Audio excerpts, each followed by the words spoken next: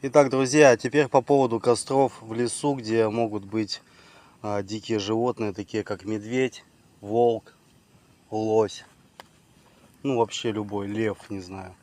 Всегда одна палка в костре должна быть большой и увесистой такой.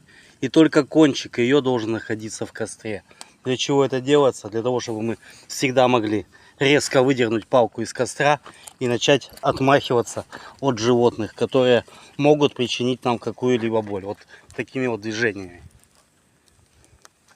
То есть получается, дымовая завеса, она защищает нас от духов, а палка бьет по физическому телу.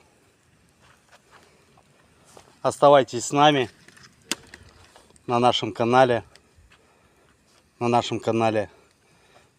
Костра любви.